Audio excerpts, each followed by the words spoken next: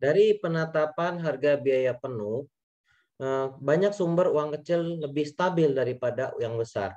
Pajak kecil atau biaya tambahan untuk STNK berdasarkan konsumsi bahan bakarnya, pajak karbon dimasukkan ke dalam tagihan listrik.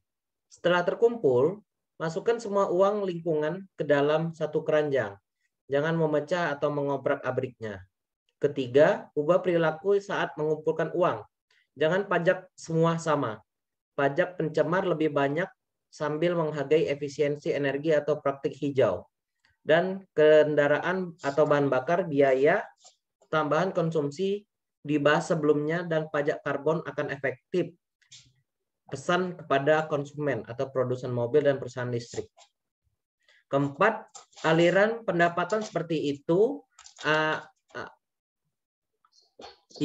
yang berasal dari biaya seperti mengkonsumsi kendaraan atau bahan bakar dan pajak karbon.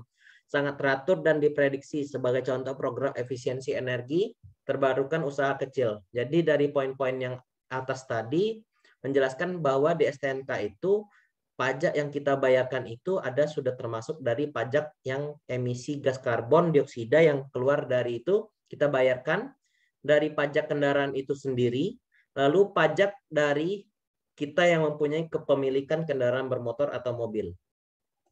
Lalu dalam hal ini obligasi dapat disusun dengan piutang pinjaman sebagai sumber utama pembayaran dan aliran pendapatan sebagai sumber pembayaran sekunder, yaitu aliran pendapatan akan dipanggil jika dan hanya usaha kecil gagal bayar atas pinjamannya. Dan tingkat federal menaikkan tarif pajak umum seperti pajak penghasilan akan menimbulkan protes keras. Untuk seluruh negeri di tingkat negara, fenomena ini yang sama akan terjadi jika ada usulan kenaikan pajak penghasilan atau usulan kenaikan pajak properti.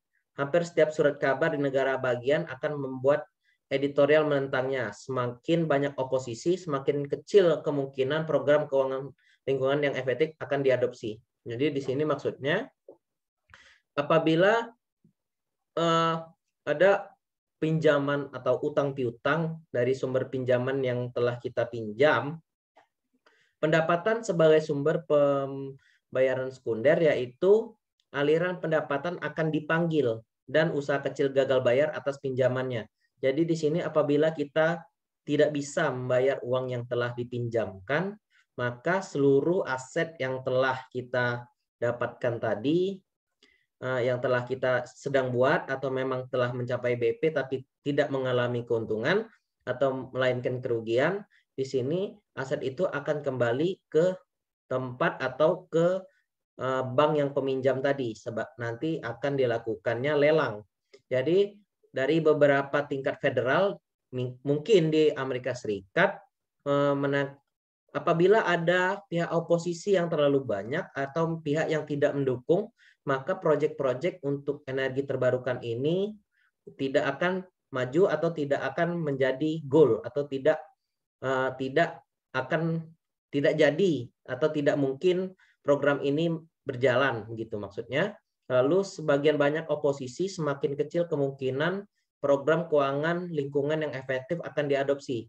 Jadi semakin banyak pihak-pihak oposisi atau pihak-pihak yang memang tidak mendukungnya, Pak.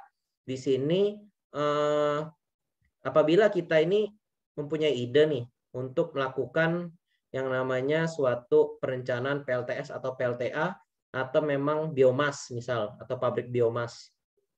Nah, ide ini banyak ditentang karena ini itu dan mungkin diserang tentang lingkungan, lalu diserang tentang ya banyak alasan-alasan yang mungkin mengakibatkan proyek ini gagal karena mungkin satu tidak adanya dukungan dari pemerintah langsung, akan tetapi hanya diputuskan dari pihak-pihak yang memang bersangkutan saja. Mungkin kalau di Indonesia DPR, sedangkan di Amerika Serikat ini adalah tingkat federal.